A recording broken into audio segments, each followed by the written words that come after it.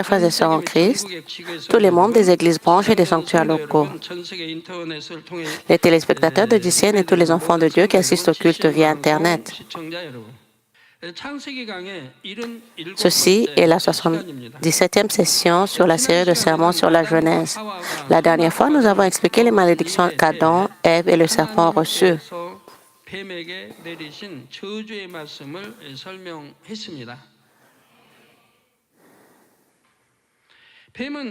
Puisque le serpent a perdu ses pattes et a dû marcher sur le ventre, il est tombé au plus bas de tous les animaux.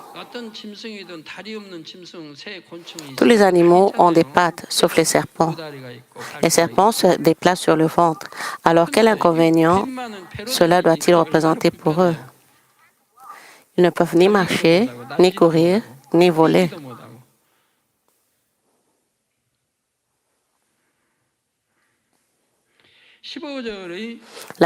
L'affirmation selon laquelle la postérité de la femme écraserait la tête du serpent avait d'importantes implications spirituelles. Le message de la croix explique que la voie du salut, cachée par Dieu pendant des siècles, ne passe que par Jésus-Christ.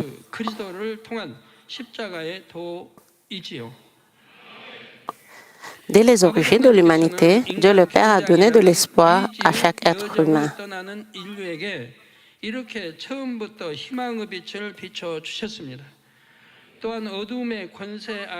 Dieu a également fait briller sa lumière dans les ténèbres à chaque moment critique dès les 6000 ans de l'histoire de l'humanité. Dieu a révélé sa volonté par les prophètes qui ont cherché son cœur et il l'a accompli au moment opportun. Il en va de même aujourd'hui, alors que le péché et le mal ont atteint leur paroxysme et que tout paraît si sombre spirituellement. Dieu œuvre pour que la flamme du Saint-Esprit brûle et brille avec puissance dans le monde entier. Les personnes qui lisent la Bible de cette manière ont une conscience et une moralité relativement saines. Ceux qui ne portent une Bible que pour assister au culte ne peuvent être qualifiés de croyants ou de saints. Existe-t-il des anciens ou des grandes diaconesses comme eux?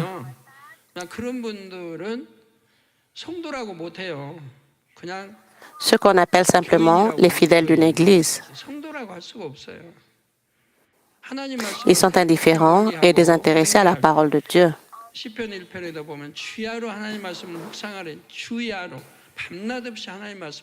Dans les psaumes, Dieu nous commande de méditer sa parole jour et nuit.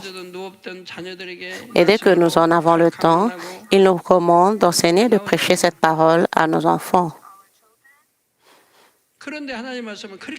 Mais ceux qui ne lisent pas la Bible et se tiennent à l'écart de la parole de Dieu diront « Mes affaires ne vont pas bien » ou « Je ne suis pas béni, même si je travaille dur ».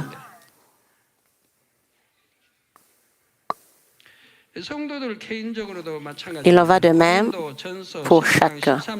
1 Corinthiens 10, 13 dit « Aucune tentation ne vous est survenue qui n'ait été humaine, et Dieu, qui est fidèle, ne permettra pas que vous soyez tentés au-delà de vos forces.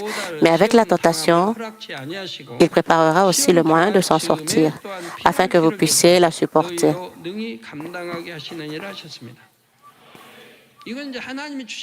Puisque Dieu connaît la mesure de la foi de chacun, il ne permet que la tentation commune à l'homme.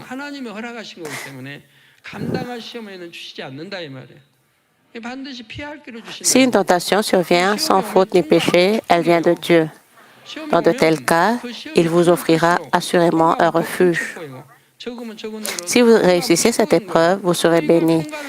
Plus l'épreuve est grande, plus grande sera la bénédiction. Cependant, ne pas surmonter ces obstacles revient à stagner, sans grandir dans la foi.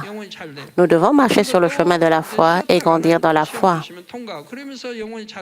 Quand Dieu nous soumet à une épreuve, vous la réussissez. Votre âme s'améliore et vous continuez à atteindre la sanctification.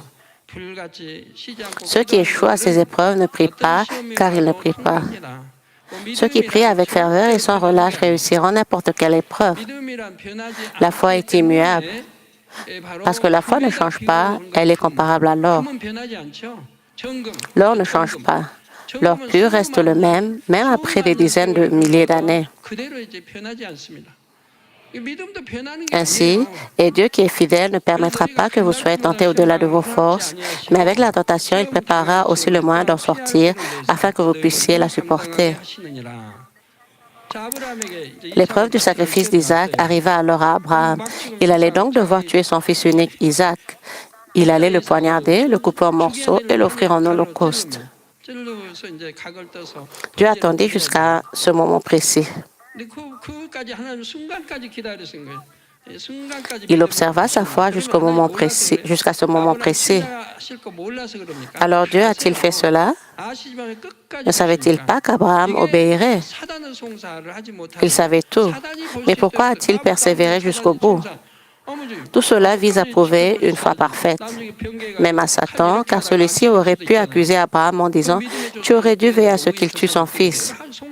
Il aurait pu changer d'avion en plein milieu de la marche, alors comment pourrait-il être le père de la foi?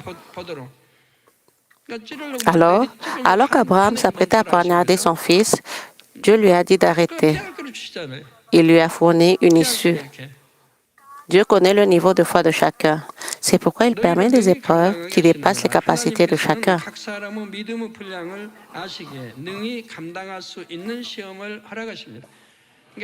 Il n'y a pas lieu de s'inquiéter des épreuves que Dieu vous réserve. Je devrais vous expliquer ce qu'est une épreuve. Avant d'atteindre la sanctification ou la parfaite sanctification, Dieu vous réserve une épreuve. Vous êtes esprit, donc vous ne péchez pas.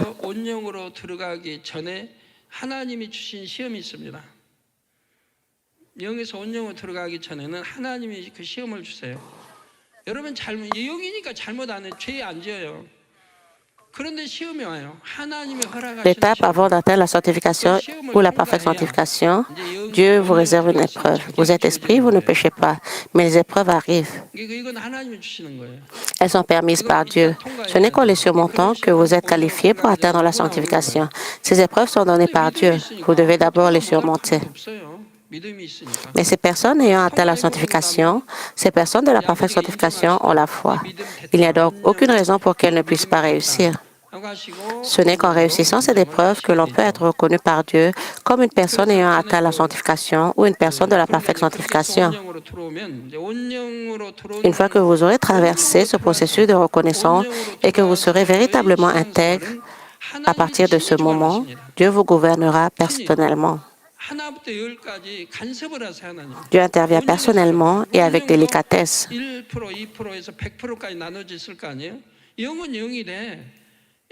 Même si vous êtes une personne de la parfaite sanctification, il est différent d'atteindre 1% ou 5% et même 50%. Mais une fois que vous avez atteint la parfaite sanctification, Dieu prend personnellement soin de vous. C'est une chose si heureuse.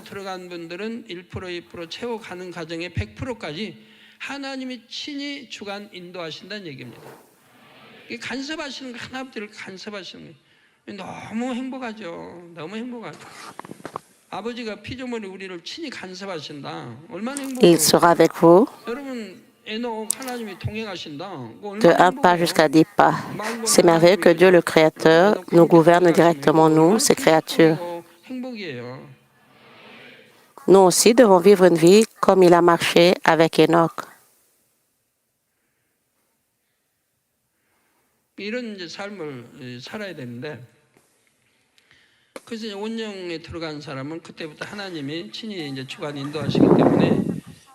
Si Dieu accompagne et gouverne personnellement les personnes ayant atteint la parfaite sanctification, c'est parce que ce sont des gens qui lui ressemblent.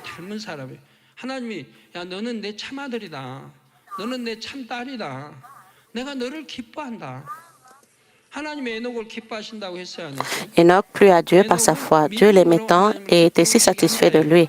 C'est pourquoi il voulut le garder à ses côtés. Alors, il le reprit rapidement, laissant un précédent aux générations futures pour constater à quel point Enoch avait reçu l'amour de Dieu en permettant qu'on écrive au sujet de son ascension.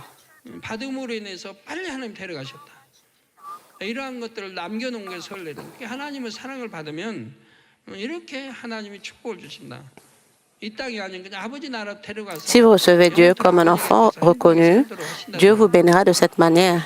Il vous emmènera dans le royaume du Père et non sur cette terre. Et vous permettra de vivre heureux aux côtés du Père pour toujours. Voilà ce que cela signifie. Les personnes de la parfaite sanctification sont le peuple de Dieu qui ressemble à Dieu. Elles sont donc formées pour être des instruments que Dieu peut utiliser. Chacun a une personnalité différente. Certains ont de la passion, d'autres de la douceur. Chaque personne est différente. Le diacre Philippe est doux, mais le diacre Étienne est plein de passion. Comme l'apôtre Paul, il est passionné, c'est-à-dire qu'il criait et dénonçait le péché avec passion. Mais le diacre Philippe ne peut pas faire cela, car il est doux.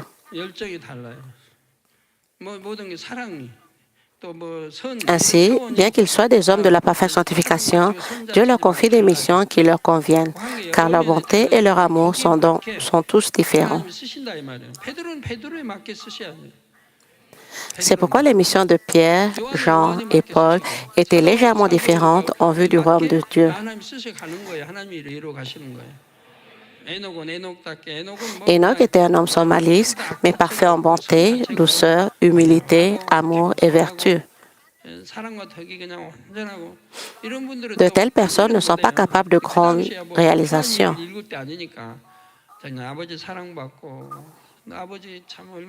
Bien que ce ne soit pas le moment d'accomplir l'œuvre de Dieu, Enoch devint pour lui une source de réconfort et de joie.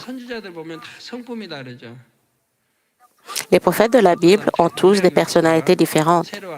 Certains ont proclamé avec assurance, comme Jean-Baptiste, avant d'être capturés et martyrisés, tandis que d'autres l'ont évité et l'ont fait avec sagesse pour accomplir l'œuvre de Dieu le Père. Tous sont différents. Ainsi, Dieu le Père les utilise selon leur talent et leur personnalité. Mais que se passe-t-il si vous manquez de connaissances, n'avez aucun talent pour l'écriture et ne parlez pas d'autres langues? Quel que soit combien profondément vous avez atteint la parfaite sanctification, Dieu doit vous utiliser dans d'autres domaines que cela. C'est pourquoi Dieu le Père vous raffine personnellement pour que vous soyez apte à son usage. Les épreuves que Dieu nous inflige ne sont pas difficiles. Elles n'apportent ni désastre, ni maladie, ni épreuve, ni difficulté. Si nous avons la foi, nous pouvons les surmonter, en triompher et même y trouver bénédiction et gloire. C'est pourquoi il permet que nous puissions les endurer. En d'autres termes, Dieu n'exige pas d'un élève du primaire qu'il résolve un problème de mathématiques de niveau universitaire. Il propose un problème d'un niveau accessible à toute personne ayant terminé ce cours. Dans l'exemple des mathématiques, il est évident qu'un élève devrait reprendre le cours s'il ne réussit pas un test à ce niveau. Il en va de même pour l'éducation de la foi. Dieu propose des tests adaptés à différents niveaux de foi, puis augmente la mesure de la foi. Il en va de même pour les bénédictions. Pour recevoir encore plus de bénédictions, il faut d'abord passer par l'épreuve. Lorsque vous êtes mis à l'épreuve pour voir si vous êtes sur le bon chemin, libéré de l'égoïsme et de la cupidité, si vous n'êtes pas reconnaissant, vous échouerez à l'épreuve. En revanche, si vous le réussissez, de plus grandes bénédictions suivront. Par conséquent, si vous lisez la Bible, comprenez le cœur et la volonté de Dieu, le Père, et vous y conformez, vous trouverez le chemin sûr. Dieu soumet chacun à une épreuve adaptée à son niveau de foi. Et s'il a réussi, il accède à un niveau supérieur.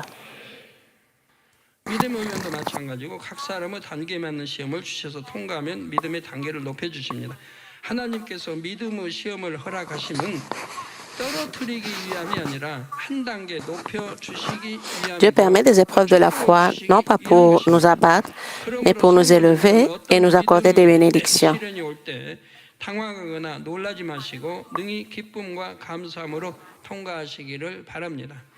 Par conséquent, lorsqu'une épreuve de foi survient, ne soyez ni confus ni surpris, mais surmontez-la avec joie et gratitude. Maintenant, laissez-moi vous expliquer quel genre de châtiment Ève a reçu pour le péché qu'elle a commis. Tout d'abord, Dieu dit à la femme dans Genèse 3,16 « J'augmenterai la souffrance de tes grossesses, tu enfanteras avec douleur. » Ici, la souffrance de tes grossesses fait référence à la douleur et à la souffrance qu'une femme éprouve depuis la conception jusqu'à l'accouchement. Dieu dit, j'augmenterai la souffrance de tes grossesses. Lorsqu'un enfant est conçu et grandit dans le ventre de sa mère, celle-ci ressent des douleurs physiques. Elle a des nausées matinales et le bassin autrefois fermé pour protéger l'enfant s'ouvre alors largement lorsqu'elle tente d'accoucher, provoquant une expansion des muscles. Imaginez l'agonie. Cette douleur est comparable à la torture d'autrefois lorsqu'on tordait les deux jambes avec un bâton.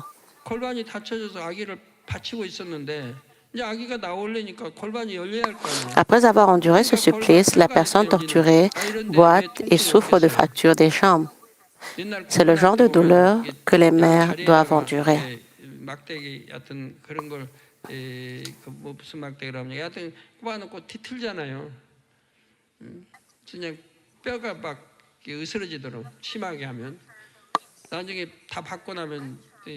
참 몇 년은 제대로 걷지도 못하죠. 절룩거리고 뼈다리를 너무 상했으니까. 근데 이거는 이제 아기를 낳기 위해서 골반이 벌어지기 때문에 통증이 있는 거예요. Il nous dit qu'Ève a conçu et donné naissance à un bébé dans le jardin d'Éden et qu'elle a souffert à chaque fois. Tout comme Dieu leur avait dit, soyez féconds, multipliez. Adam et Ève ont donné naissance à de nombreux descendants pendant des siècles.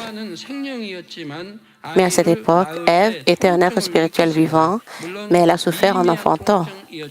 Bien sûr, c'était très léger. D'ailleurs, il y avait une raison spirituelle pour laquelle Dieu a fait ressentir aux êtres vivants la douleur de l'enfantement. Jusqu'à ce que la culture humaine pour avoir de vrais enfants soit achevée, Dieu le Père ressent beaucoup de douleur. Même les êtres vivants sont amenés à éprouver la douleur de la conception, aussi légère soit-elle, afin qu'ils comprennent que les enfants ne sont pas donnés gratuitement. Donner naissance et élever un enfant est une entreprise colossale. Pendant les 10 mois de grossesse, les mères doivent être sélectives quant à leur alimentation et la naissance elle-même est une expérience douloureuse. S'il est idéal qu'un enfant grandisse bien, quel chagrin pour un parent que celui-ci désobéisse à ses parents et grandisse selon ses propres règles. Vous, les étudiants, ne faites pas cela, n'est-ce pas? Et même s'ils travaillent dur pour élever leurs enfants, ils ne comprennent pas pleinement le cœur de leurs parents.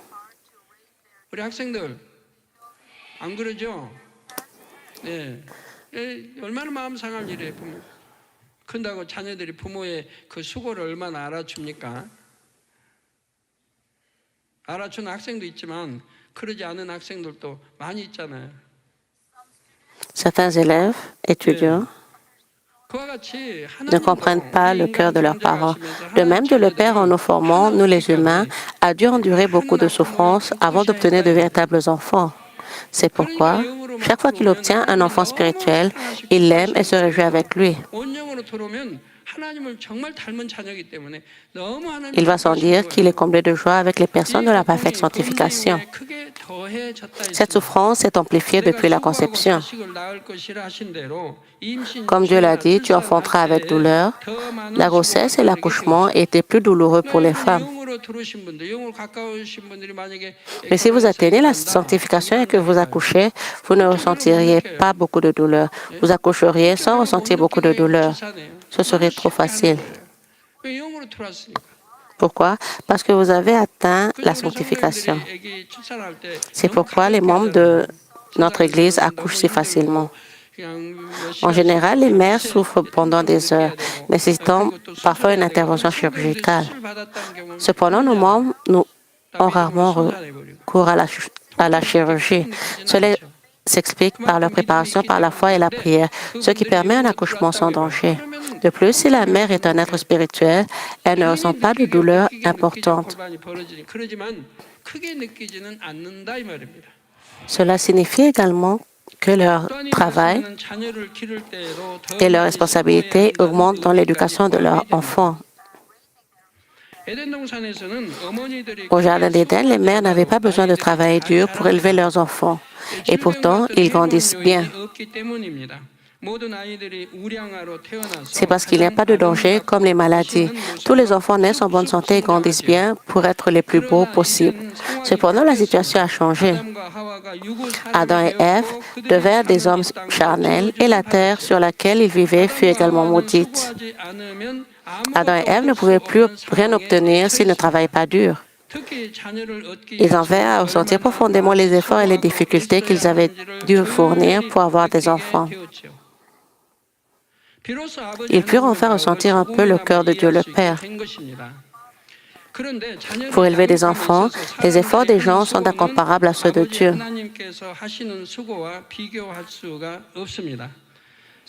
On se contente de travailler dur pendant 2 à 30 ans jusqu'à ce que ses enfants grandissent pleinement. Bien sûr, on prend soin de ses enfants toute sa vie.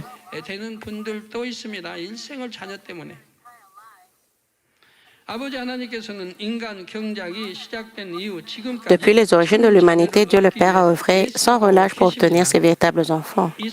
Dieu dit dans Ésaïe 49:15, « Une femme oublie-t-elle l'enfant qu'elle allait? N'a-t-elle pas pitié du fruit de ses entrailles? Quand elle oublierait, moi, je ne t'oublierai point. »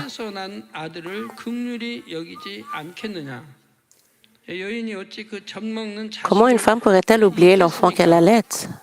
De nos jours, le péché est si répandu que certaines mères oublient. Certaines élèvent leurs enfants puis les abandonnent ou les envoient dans des orphelinats ou à l'étranger. Même si elles ont des enfants, elles les abandonnent à l'orphelinat puis se remarient. C'est tout simplement inacceptable.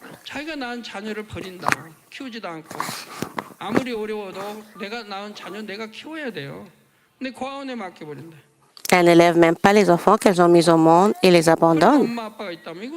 Aussi difficile que cela puisse être, les parents doivent élever leurs enfants. Mais si des mères et des pères laissent leurs enfants dans des orphelinats, c'est une trahison totale et c'est impossible. Et en plus, ils se marient et prennent un autre partenaire.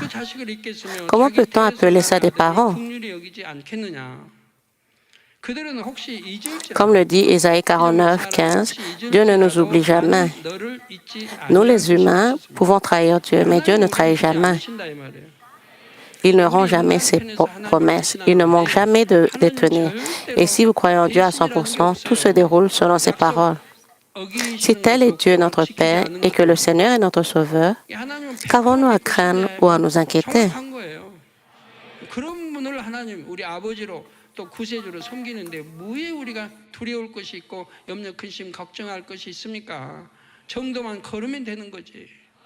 Il nous suffit de marcher selon ses paroles, de prier et de méditer sur ses paroles jour et nuit. Est-ce une tâche difficile pour vous?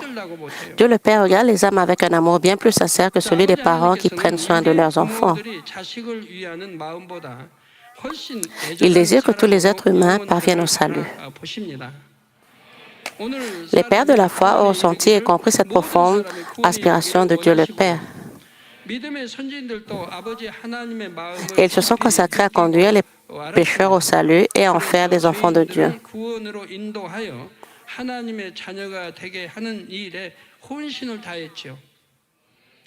À ce propos, l'apôtre Paul a dit dans Galates 4:19, « Mes enfants pour qui j'éprouve de nouveau les douleurs de l'enfantement, jusqu'à ce que Christ soit formé en vous. »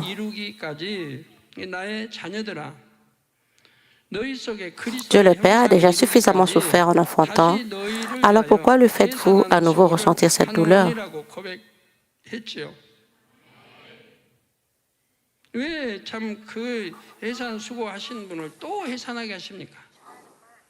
그러니까 자녀들하고 나오죠. 자녀들. 내 사랑하는 자녀들아 이렇게 나와야 되는데 사랑받지 못할 자녀들이니까 사랑 잘 안 넣어요, 성경에. Parfois, dans la Bible, on les appelle enfants au lieu d'enfants bien-aimés. Autrement dit, ce sont des enfants qui ne se comportent pas d'une manière qui mérite l'amour et on les appelle donc simplement enfants. 사랑받을 행위를 안 해. 그러니까 사랑자가 없어, 성경에. 성경에 어디 보면 사랑자 있고 하는 거 아시겠죠? Dans 1 Jean, il est écrit, « Bien-aimés, si notre cœur ne nous condamne pas, nous avons de l'assurance devant Dieu. Ce que l'on appelle, mes enfants bien-aimés, sont sanctifiés, sans aucune condamnation et affranchis du mal. » Ce sont des êtres spirituels qui vivent selon la parole de Dieu. Ils sont donc des enfants bien-aimés de Dieu le Père. Ils peuvent demander à Dieu tout ce qu'ils désirent. Alors Dieu le leur accordera. C'est Dieu qui donne tout.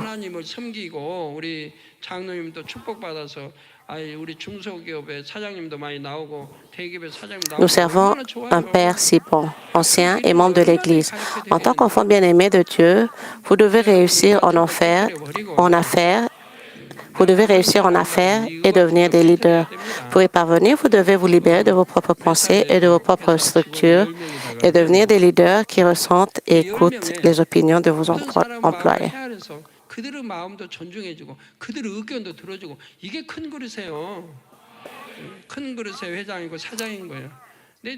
C'est comme ça que vous élargissez le vase de votre cœur. Les expériences et les apprentissages de vos subordonnés ne doivent pas être banalisés ou ignorés. C'est une attitude mesquine. Vous devriez accepter leur opinion.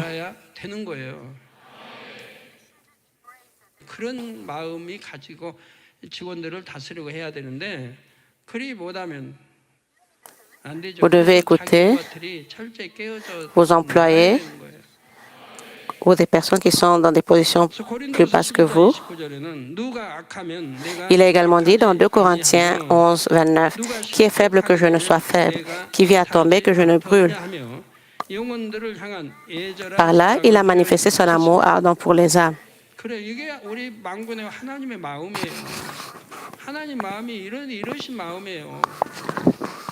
Tel est le cœur de notre Seigneur Dieu Tout-Puissant. Vous devrez le ressentir profondément. Mais pourquoi n'y parviendrez-vous pas? Ceux qui ont atteint la sanctification, la parfaite sanctification, ressentent profondément ce cœur de Dieu le Père. C'est pourquoi ils ne peuvent jamais pécher ni faire le mal. C'est pourquoi la Bible exprime ainsi l'amour sincère de Dieu, notre Père, pour les âmes. Il n'est jamais facile d'amener un pécheur à renaître comme enfant de Dieu et à devenir un véritable enfant. Cela exige beaucoup d'efforts et de travail de la part de Dieu le Père, de notre Seigneur et du Saint-Esprit. Notre Seigneur Jésus, qui est le Fils de Dieu, a donné sa vie pour les pécheurs. Le Saint-Esprit lui-même intercède pour les âmes avec des soupirs inexprimables et les aide dans leur faiblesse. Les serviteurs de Dieu et les ouvriers de cette Église travaillent dur pour les âmes qui leur sont confiées.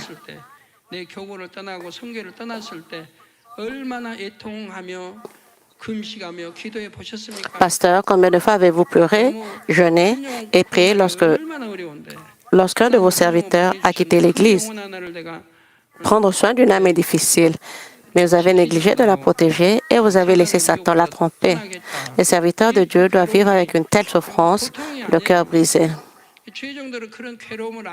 Alors, si vous recevez rapidement pouvoir et puissance et autorité, ce sera moins fatigant. Il serait plus facile de protéger le troupeau.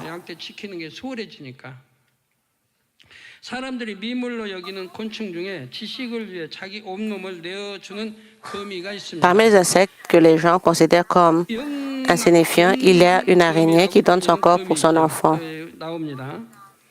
Il s'agit de l'araignée appelée araignée Clobiona. Au moment de pondre, la femme araignée Clobiona enroule une petite feuille et y dépose ses œufs. Cela lui permet de construire un espace clos et de protéger ses petits du danger.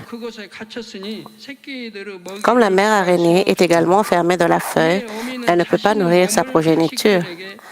Elle nourrit alors ses petits de son propre corps.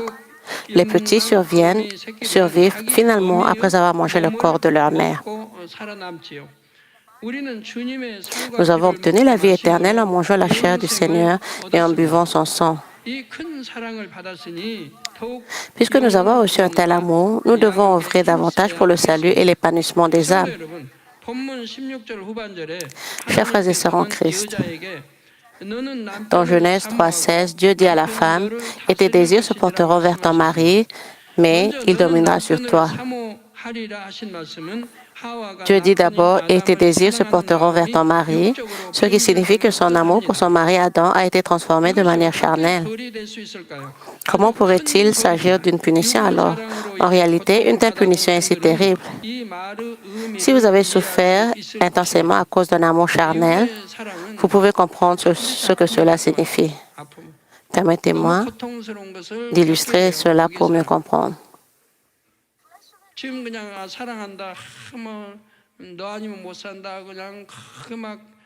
L'amour charnel apporte de la douleur et des cœurs brisés. Même votre partenaire, disant qu'il vous aime tant ou qu'elle vous aime tant, quand leur cœur change, vous sentez d'immenses douleurs.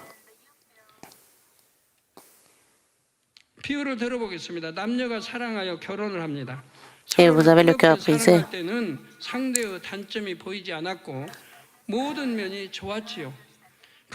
Permettez-moi d'illustrer cela pour mieux comprendre. Supposons qu'un homme et une femme s'aiment et se marient. Lorsqu'ils étaient profondément amoureux, ils ne voyaient pas les défauts de l'autre, mais que tout semblait aller pour le mieux. Cependant, cet amour charnel évolue. Après le mariage, avec le temps, ils commencent à percevoir les défauts de l'autre. Au lieu de rechercher le bien de l'autre, ils souhaitent que l'autre œuvre pour satisfaire leur cœur.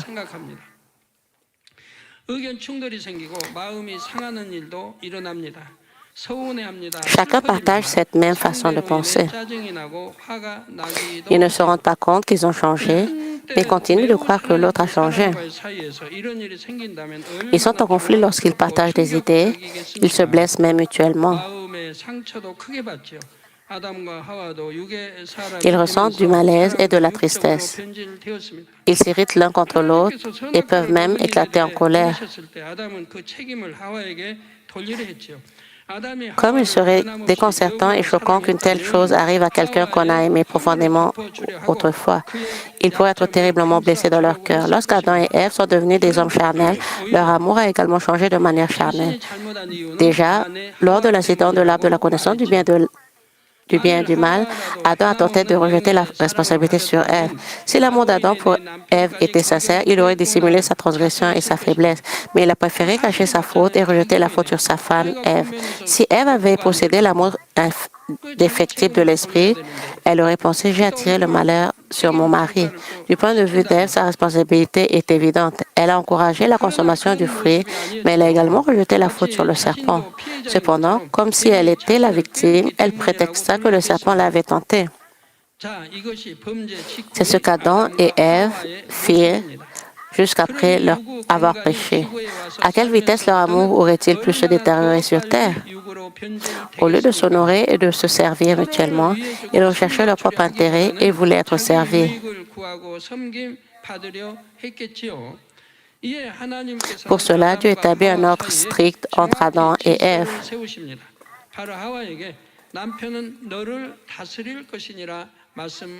C'est-à-dire que Dieu dit à Ève, mais il dominera sur toi. Vous, Marie, êtes-vous enthousiaste?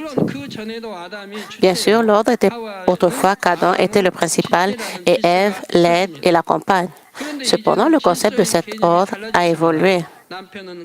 Un ordre charnel selon lequel un mari fort peut dominer une femme faible par la force a été établi. Cela a créé un ordre hiérarchique dans les relations conjugales dans le monde. Une femme est parfois traitée comme la propriété de son mari. Certains maris se targuent d'avoir un contrôle fort sur leur femme. Alors, si sa femme ne l'écoute pas, il tente de la soumettre à sa volonté, même en lui criant dessus. Il n'hésite même pas à recourir à la violence.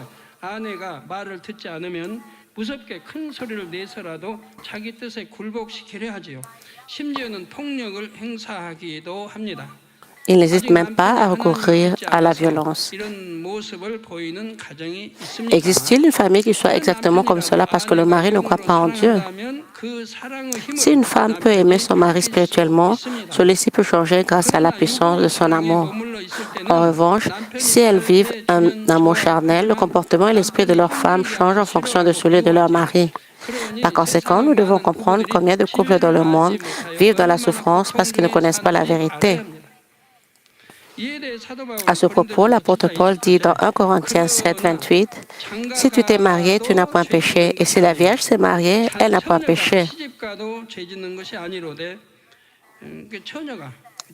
Une femme mariée qui n'est pas vierge et qui a sa propre famille ne devrait pas se marier. Mais ces personnes auront des tribulations dans la chair et je voudrais vous les épargner. L'apôtre Paul est celui qui a entendu la voix du Saint-Esprit plus clairement que quiconque.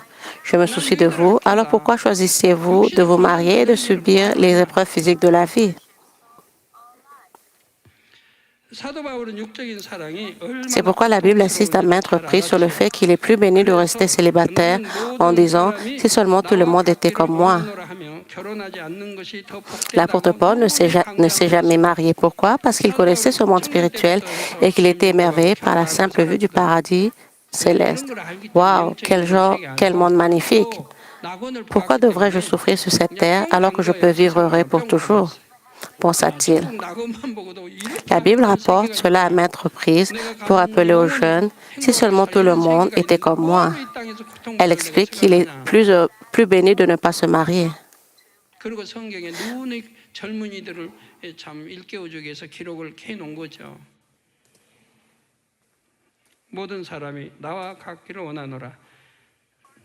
Pour ceux qui sont déjà mariés, il suffit d'aller ensemble dans le monde spirituel. Si un couple atteint la sanctification, il peut aussi entrer dans la Nouvelle Jérusalem. Ce n'est pas facile, cependant. Le processus est si complexe et difficile. Ils peuvent s'entraider en cours de route, mais ce n'est pas en aucun cas facile.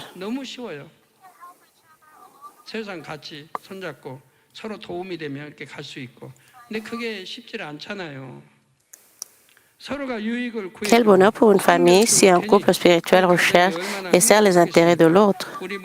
Je prie au nom du Seigneur pour que toutes les familles de notre Église de Manmin puissent retrouver une telle beauté et un tel bonheur. Prions pour son sujet du message. 죄로 인해 죽을 수밖에 없는 죄들을 위해서 주님을 보내주셔서 구원의 길로 인도하여 주시고 또 해산의 수고로 죄를 양육해 주신 은혜에 감사드립니다. 우리가 온전한 사랑을 이루어서 하나님을 사랑하고 또 서로 사랑할 수 있도록 우리 아버지 도와주옵소서. 감사드립니다. 우리 주 예수. Merci, nous avons ainsi prié au nom de notre Seigneur Jésus-Christ. Amen. Comme nous recevons la prière du pasteur émérite pour les malades sur la vidéo, posez vos mains sur vos parties malades ou parties faibles. Et si vous n'êtes pas malade, posez vos mains sur votre torse pour recevoir la réponse par la foi. Alléluia, le Dieu Tout-Puissant d'amour, le Dieu Tout-Puissant d'amour. S'il te plaît, pose tes mains sur tous les croyants qui reçoivent cette prière maintenant. Montre tes œuvres qui vont au-delà du temps et de l'espace sur ceux qui reçoivent cette prière au travers de GCN, Internet et la télévision par satellite dans les églises branches et les sanctuaires locaux, ainsi qu'à tous les autres enfants de Dieu dans le monde. Donne-leur la foi pour croire de tout leur cœur. Chasse les pensées négatives et les doutes et chasse tous les tests et épreuves. De la tête aux pieds, tous les entrailles, articulations, nerfs, tissus et cellules, quelle que soit la partie malade, brûlez avec le feu du Saint-Esprit et la lumière originelle. Au nom de Jésus-Christ, je commande à l'ennemi, le diable et Satan, que toutes les maladies, germes et virus, infirmités disparaissent, que la lumière soit. S'il te plaît, brûle toutes leurs maladies terminales et incurables avec le feu du Saint-Esprit. Chasse toutes les maladies endémiques, dont la malaria, le paludisme, toutes les maladies contagieuses, y compris le rhume, la grippe et la fièvre, disparaissaient. Protège-les de toutes sortes de germes et de virus. Guéris-les de toutes sortes de cancers de l'estomac, du poumon, du foie, du sein, de l'utérus et de l'intestin. Le sida, la leucémie, l'apoplexie cérébrale, l'hypertension et l'hypotension artérielle, le diabète, les problèmes de thyroïde, les maladies cardiaques, pulmonaires et maladies de femme, ainsi que toutes les inflammations disparaissaient. Guéris-les de la polio, des accidents vasculaires cérébraux, de l'arthrite et des hernies discales, maux de dos, maux de tête, névralgie et toute autre douleur disparaissait. Épilepsie, autisme, dépression, névrose et autres maladies mentales disparaissaient. Toutes sortes de paralysies soient déliées. Levez-vous, marchez et sautez. Que les yeux puissent bien voir, que les oreilles puissent bien entendre, que les aveugles voient, les sourds entendent et les muets parlent. Guéris-les des séquelles de toutes sortes d'accidents. Restaure leurs os brisés. Restaure-les des brûlures. Permets que la chaleur et l'association de brûlures disparaissent. Père, qu'il ne reste aucune cicatrice. Soyez purifiés de toutes sortes de dépendances à la drogue, d'empoisonnement et de toxicomanie. Permet que les nerfs, tissus et cellules morts soient régénérés. Redonne vie aux morts. Donne la bénédiction de la conception. Recevez la bénédiction de la conception. Au nom de Jésus-Christ, je commande à l'ennemi, le diable et Satan, aux maîtres de la puissance de l'air, aux forces maléfiques des lieux célestes et à leurs serviteurs, disparaissez. Disparaissez, esprit mauvais, impur, de fausseté et trompeur, esprit de séparation et toutes les forces des ténèbres. Délie les liens des ténèbres. Ténèbres, disparaissez. Que la lumière soit. Dieu le Père, donne-leur la force de s'écrier dans la prière et la puissance de se débarrasser des péchés et de se sanctifier. Comme leurs âmes prospèrent, que tout aille bien pour eux et que leur famille soit évangélisée. Protège-les de toutes sortes d'accidents et de catastrophes tout au long de cette semaine et bénis-les pour qu'ils mènent une vie prospère sans aucun problème. Avec les feux ardents du Saint-Esprit, de l'armée céleste et des anges, et avec tes yeux ardents, protège tous tes enfants, leurs familles, leurs lieux de travail et leur commerce.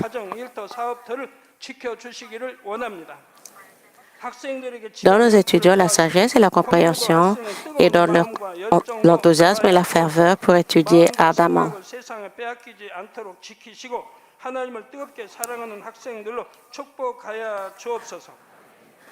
S'il te plaît, garde leur cœur et leurs pensées des choses du monde et permets qu'ils puissent aimer Dieu avec plus de ferveur. Que tes enfants mangent, boivent ou quoi qu'ils fassent, permets qu'ils puissent le faire en vivant une vie qui te glorifie, Dieu le Père. Qu'ils soient capables de témoigner du Dieu vivant en disant « J'ai rencontré et expérimenté Dieu et j'ai reçu ses réponses et bénédictions. Dieu notre Père, merci, sois glorifié toi seul. Au nom de notre Seigneur Jésus-Christ, j'ai ainsi prié. Amen.